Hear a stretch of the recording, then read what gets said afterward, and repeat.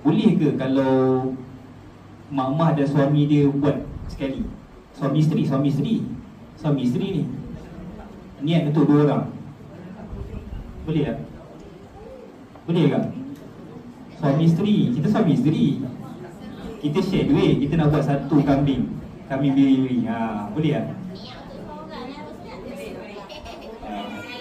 Kita kena niat keluarga seorang lah.